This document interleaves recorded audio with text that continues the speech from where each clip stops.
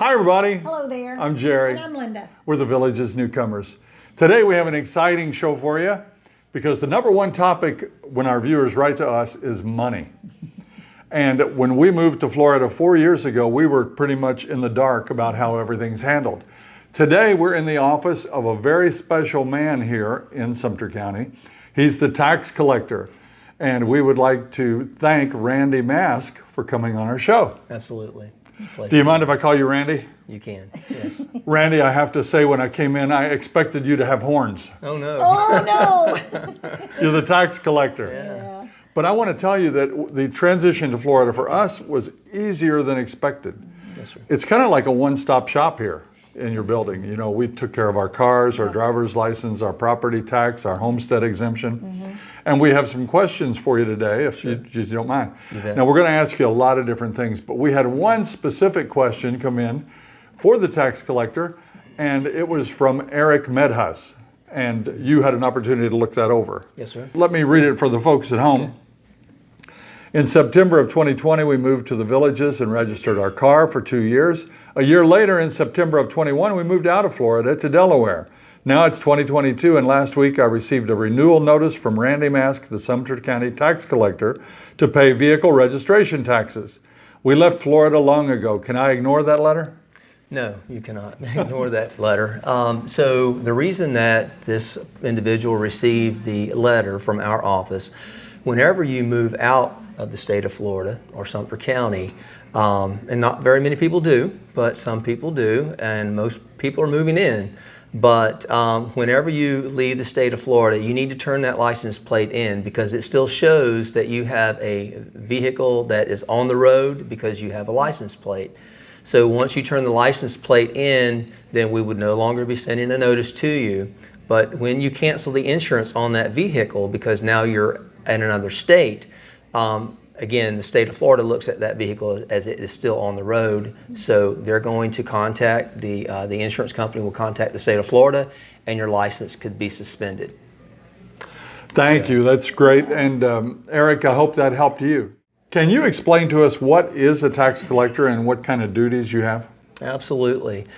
So in the state of Florida, all 67 counties, the tax collector, not only do we collect property taxes, but we're also your DMV office, where you're going to go to get your driver's license, hunting and fishing license, titles, tags, those types of things. In our office, we actually do up to 111 different types of transactions for the citizens of Sumter County. So again, you know, we're an agent of the state, so we're an agent for the Department of Revenue, Department of Highway Safety Motor Vehicle, Agriculture, Health Department. So with all of those agencies, again, those are different transactions that we do within our offices. And so, so again, we don't just collect property taxes. There are a number of things that we do in our offices. And also concealed weapons permitting is something that we do, driving tests. Honestly, the list goes on and on. So, I want to thank you for meeting us here today because you're actually not in this office every day. You have a main office in Bushnell. Correct. Are different services provided there, or is it just a larger version of what goes on here? Yeah, so the reason that I'm most of the time in the Bushnell office, although most of our transactions happen here, the finance department is in Bushnell. Current and delinquent tax folks are in Bushnell. Our high-speed processing is in Bushnell. We are in close proximity to the clerk's office where they do a lot of services for us and where we work together. Also, the property appraiser's right there. So it's more convenient for us as our offices interact with the customers and each other to be there. But I am usually at one of the offices. I'm usually at this office probably 3 times a week. The annex maybe once a month. Okay, very good. It's amazing. They have a drive-up window to take your money. Yeah. And we use that, and it's very handy. I mean, Nice. I've never seen that before. Is that a popular feature here? Absolutely. Yeah, we've had people, you know, drive up in their golf carts, on a bicycle, and people in the villages, they love it. We actually have a drive-through in all 3 locations, at the Bushnell office here in Wildwood, and also in the villages annex office. When people move to Florida, like we did, what are the procedures, or can you tell us any advice on coming down with a new vehicle or two? Yeah. So yes, there is a process. To receive a Florida driver's license, you have to be Real ID compliant, which means you'll have a gold star on your driver's license whenever you leave here. So if you're getting a driver's license here, then you'll need to bring in 2 forms of your current mailing address. Now you could bring in your rental agreement, lease agreement, or your closing documents when you purchased your home. You can also even sign an affidavit for the second one, but you know, something with your mailing address is needed. And then you'll also need to bring in something with your social security number on it, a 1099 or your social security card. And then you would also need to bring in either a passport or a birth certificate. Either of those would work. So that's to get your driver's license. So then also to get your title transferred from another state, you would need to be here in person. You would need to bring in proof of Florida insurance on that vehicle. The vehicle would need to be here so we can go out and get a VIN number off of that vehicle, or law enforcement would need to have done that prior to coming to the office. So, and also your registration for that vehicle. Okay, very good. I seem to remember, and it's been 4 years, there's what I thought was a large fee to bring a vehicle into Florida. What is that one-time fee? About how much is it, and what can people expect? Sure. Yeah, so there is a one-time vehicle fee to get a tag registered here in Florida, and it's about $400. And so once you do that initially, you will always have that credit. If you did move to another state and you moved back to Florida, you would still have that credit here for that vehicle. So again, that's a one-time fee, but we do not have a state tax, so that kind of offsets, you know, some of your state monies that would. When we bought our home, I know we paid too much. Now this was back in 2018. But it was just what we wanted. You know, you're looking for the right situation. So we paid quite a bit more than a home like ours would have brought back then. So I was afraid come tax time that we would be taxed on the amount that we paid. Right. It turned out that was not the case. Do you have a knowledge? I know you're not with the assessor's office, but you're the collector. Do you have a knowledge of how they calculate the home values? When we purchased ours, I called in and talked to someone. Again, this was 4 years ago. But they told me that, yes, we may have paid more than the assessed value, but they would take an average of the last 10 homes similar to ours that were sold in our area and kind of come up with a new number from that. Right. And we were very pleasantly surprised because we expected it. And the reason I ask this whole question is, property prices are crazy right now. They are so elevated. You know, our home, for example, is probably worth more than $200,000 more than we paid, and I thought we overpaid. Linda keeps track of this. She watches the village's website, and they have a formula in there. You can put in how much you want to spend, and they'll show you the homes that are for sale. What are you finding? I'm finding there are many homes out there that are over 800,000. They range from about 300,000, maybe 275, up to 2 million. I don't think there are very many at 275, unless you go further north. Maybe, yes. Up to the original maybe area. In the villa areas, yeah. But these homes that are selling for 800,000. we're selling for 6 or 550 when we moved here 4 years ago. So when people buy these homes at these new inflated prices, do you have an idea how taxes will be assessed? Yeah. Well, they could be assessed on the sale of that home.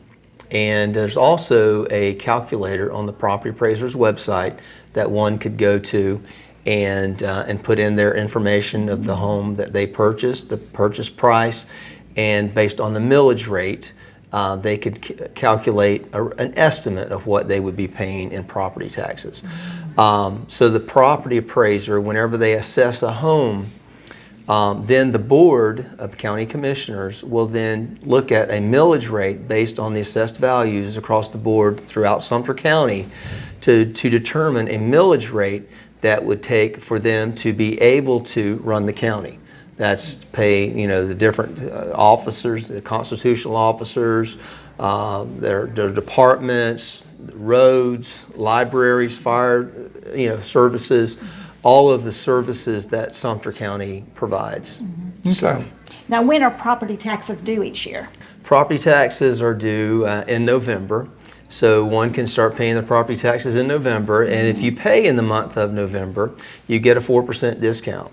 In the month of December, you get a 3% discount. January, 2%. February, 1%. March, you do not get a discount, but taxes become delinquent April 1st.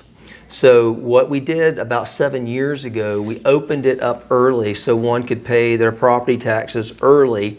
And one way to have a reminder of this is if you sign up for e-billing, which a lot of people do, about 7,000 people have signed up for e-billing. You get it in an email, and it's a reminder, plus you can start paying early.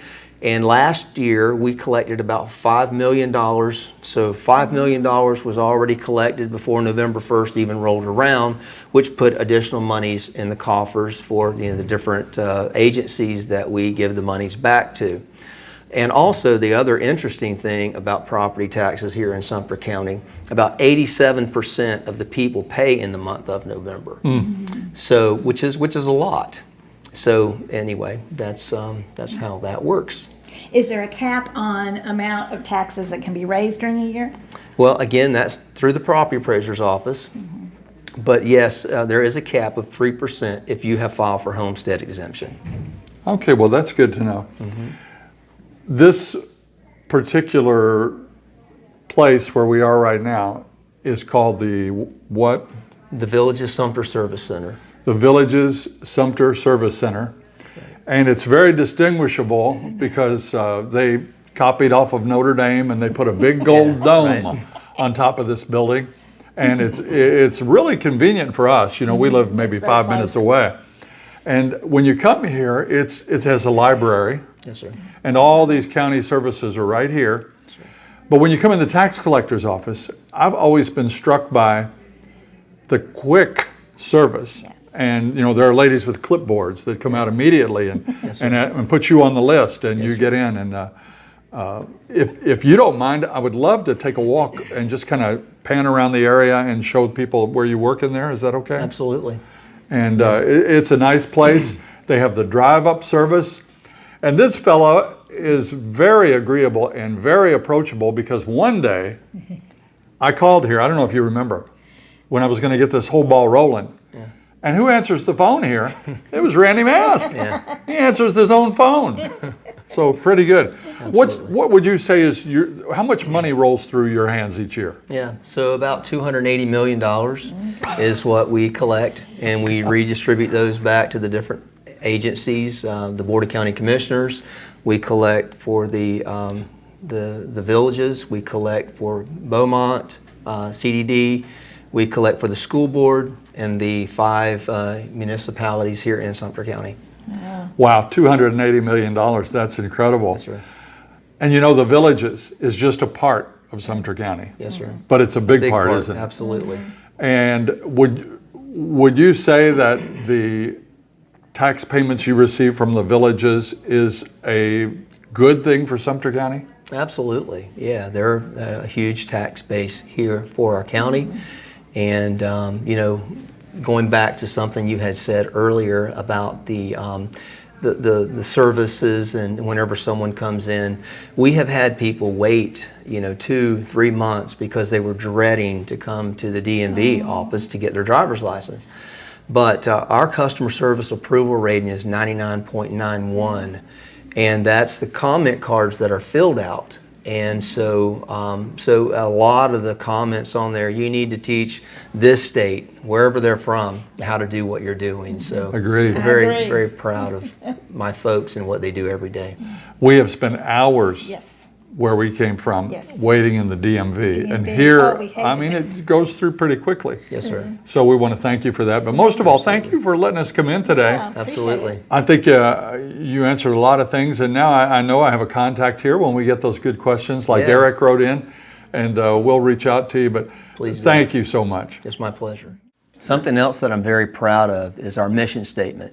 And these are not just words, but it's something that we do every day. And it is to provide the highest level of customer service with excellence and integrity. And my folks, they know our mission statement, they act on our mission statement. And anyway, we really, really enjoy serving the citizens of Sumter County. That's going to do it for our show here from the Sumter County Tax Collector's Office. We learned a lot, and we hope you did too. If you liked our video today, please press that like and subscribe button and share it with all your friends. Until next time. See you when you get here.